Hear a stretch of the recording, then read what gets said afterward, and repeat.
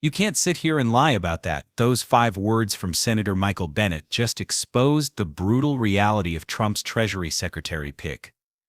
What you're about to witness isn't just another Senate hearing.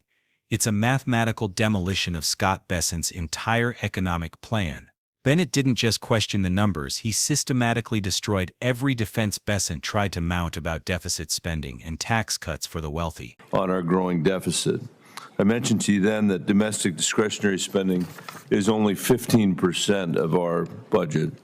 And I think if you were serious about deficit reduction, you might not push for tax cuts that almost certainly could not be offset by discretionary adjustments alone.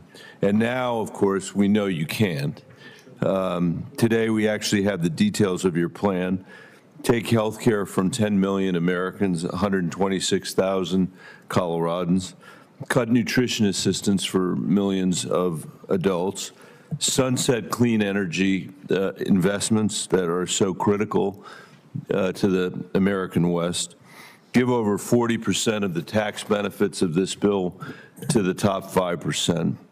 And it's not even close to being paid for. Even my colleagues on the Republican side, who for years and years and years have claimed to be the fiscally responsible party, now are admitting that it's not paid for. This bill adds another $2.4 trillion to our national debt. It will push the deficit to GDP ratio up to 7%, which you said when you were here before was unsustainable, far from the 3% target that you described.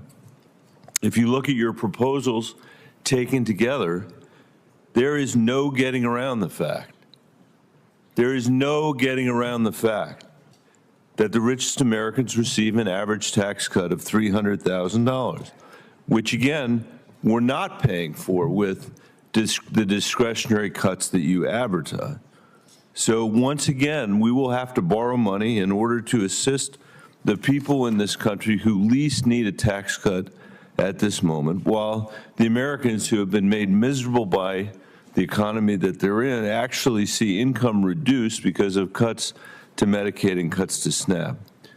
Meanwhile, and I think, Mr. Chairman, this is really important, meanwhile, interest rates are at 20-year highs. Moody's has slashed our credit rating because of the fiscal irresponsibility of this administration. The World Bank has cut our growth estimates in half, and the bond markets are screaming at us to stop. We now pay, and we are paying this year, more in interest than we are in the national defense. Secretary Bessent, how can you square your concern with fiscal health with deficit finance growth for families that need those tax cuts least? Senator, I'll begin with that we did not get here. We inherited this fiscal situation that I believe. Well, you inherited from Donald Trump, who was here. You did, Mr. Bessent. No, yes, sir. you did, Mr. Bessent. You inherited from Donald Trump. He's the first president to come back after a 4-year hiatus, after we know exactly what the last tax cuts did, which was blow a massive hole in our deficit and debt. You can't sit here and lie about that. It's true. The data, to coin a phrase, the data shows that that's the result. The math shows that that is the result. No one on this side of the aisle admits anymore that or claims anymore that they didn't blow a huge hole in the deficit. They did. And now you're here saying to the American people, let's double down on that. We're going to give tax cuts for the wealthy. We are going to give tax cuts again to the wealthiest people in America, and we are going to finance it on the backs of the sons and daughters of teachers and firefighters and police officers all over this country, because we can't pay for it.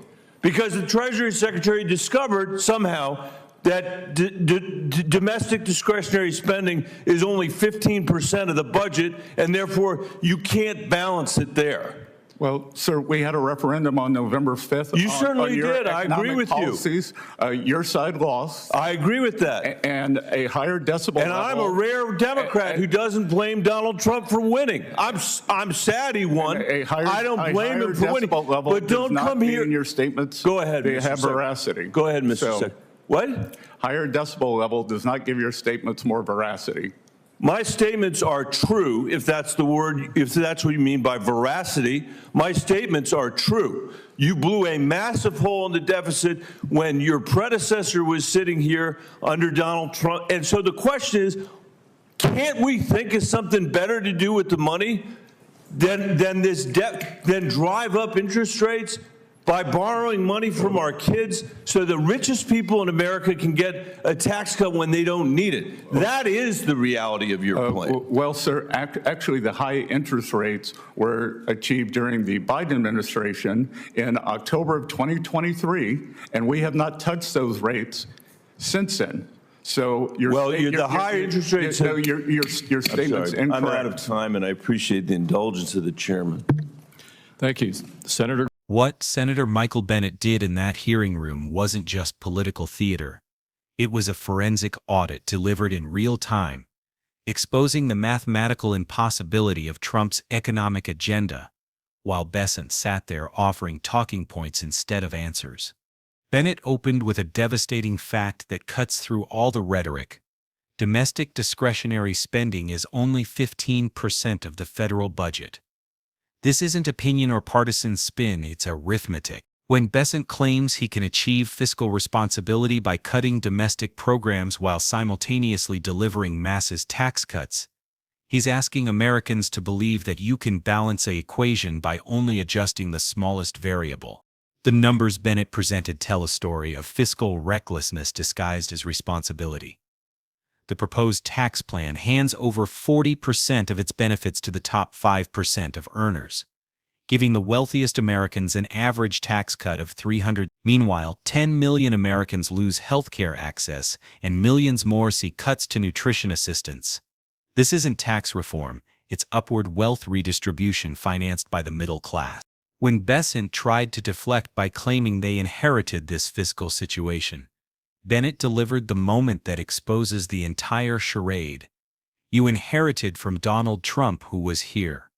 This isn't historical amnesia, it's documented fact. Trump's previous tax cuts blew a massive hole in the deficit, and now the same administration wants to double down on the same failed strategy. The $2.4 trillion this plan adds to the national debt isn't theoretical. It pushes the deficit to GDP ratio to 7%, a level Bessent himself previously called unsustainable. We're now paying more in interest on our debt than we spend on national defense. Moody's has downgraded our credit rating. The World Bank has cut our growth projections in half. These aren't political attacks. They're market responses to fiscal irresponsibility. Bessent's defense strategy revealed everything wrong with this approach. Rather than address the mathematical impossibility of his proposals, he fell back on electoral mandates and procedural deflections. When confronted with the reality that interest rates hit 20-year highs and bond markets are demanding fiscal restraint, he blamed timing rather than acknowledging the structural problems his policies would create. This exchange matters because it exposes a fundamental dishonesty in how tax policy is being sold to the American people. When politicians promise tax cuts will pay for themselves through growth, they're asking you to ignore decades of evidence to the contrary. The Congressional Budget Office has repeatedly shown that tax cuts for the wealthy generate minimal economic multiplier effects, meaning they don't create enough additional economic activity to offset their cost. Kansas tried this experiment under Governor Brownback and nearly bankrupted the state before reversing course. When they claim fiscal responsibility while proposing to borrow money to fund tax cuts for people who don't need them, they're banking on mathematical illiteracy.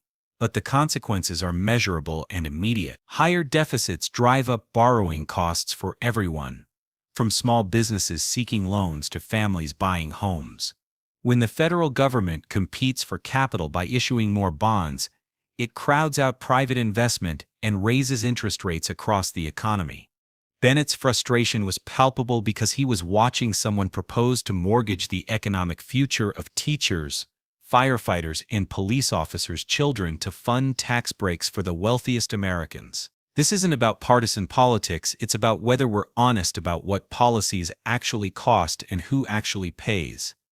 The emotional weight of his words, "You can't sit here and lie about that," reflected a deeper institutional crisis. When cabinet nominees can't or won't defend basic arithmetic, it signals that governance itself is becoming unmoored from factual reality. Consider what this means in practice. A teacher in Colorado earning $45,000 annually will see her students lose nutrition assistance while a hedge fund manager receives a $300,000 tax cut. The teacher's tax burden effectively increases to service the debt created by the hedge fund manager's windfall. This isn't wealth creation, it's wealth extraction through government policy. The broader implications extend beyond any single hearing. When Treasury secretaries can't defend their basic arithmetic, when they deflect rather than address fundamental mathematical contradictions in their proposals, it signals that economic policy is being driven by ideology rather than evidence. Financial markets notice these things. Credit rating agencies notice. International partners notice. If you care about fiscal responsibility, demand that your representative explain how the math actually works. Ask them to show their calculations. Insist on honesty about who benefits and who pays. Because when the numbers don't add up, it's never the wealthy who suffer the consequences, it's everyone else.